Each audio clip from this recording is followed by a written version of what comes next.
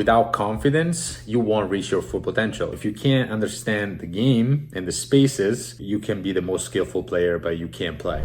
All right, welcome back to the channel, Di Lorenzo Soccer Mindset. Today, we're diving into the 7 key things that your child should know in order for them to play at their best. So whether they are in sports, schools, or any activity that demands their best effort, they need to learn those 7 key things that will help them perform well. And the number one is basically gaining and maintaining confidence. Confidence is everything. And when it comes to performance, even if you're really good technically, your first touch is amazing, your passing is amazing, your shooting is amazing, but even if you prepare so much for games, without confidence, you're not going to be able to perform like you should. Number 2, learning how to deal with failures and setbacks. This is key. A lot of kids, they don't know how to overcome failures, how to overcome setbacks, and they usually shut down after those mistakes. They don't know that mistakes are normal. So mistakes and failures are part of the growth, and it's just an opportunity for you to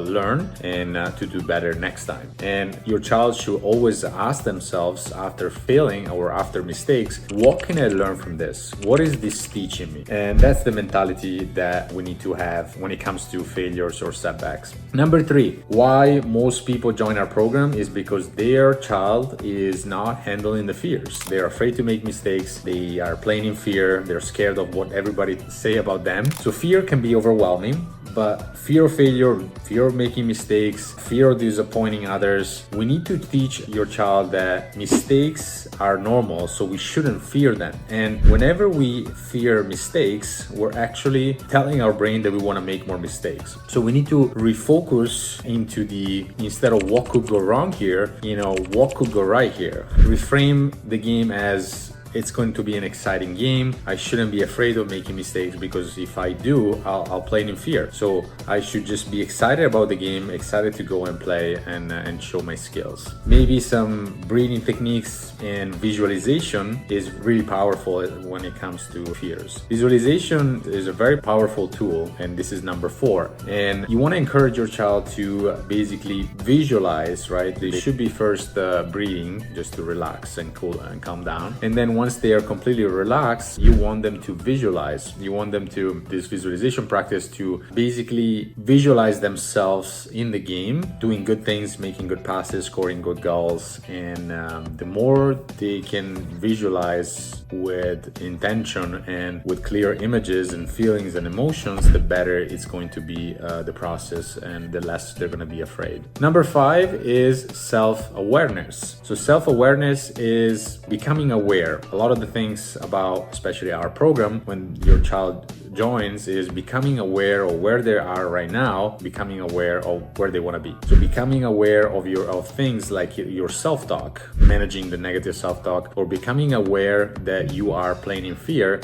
and that you need to act differently, becoming aware of what champions do. And if you want to become one of them, you need to do what champions do. Number 6, understanding the game and how to compete. So it's not enough to just be skilled. If you can do around the world, and you can do scissors, you can do step overs, every skill that you want to do, but if you don't understand the game and where you should move on the field, into the space or without the ball, what you should be doing with the ball, how to position yourself to receive the ball, if you can't understand the game and the spaces, you can be the most skillful player, but you can't play. Number 7, last but not least, is becoming a leader in the team. This is what most of our players are becoming. They become a leader in their team. How? They become more aggressive, they become fearless, they become strong, they start taking risks on the field, they don't care about making mistakes, and also they encourage themselves and everybody else. They encourage their teammates, they motivate their teammates. And this is not something that somebody is born a leader. You can become a leader.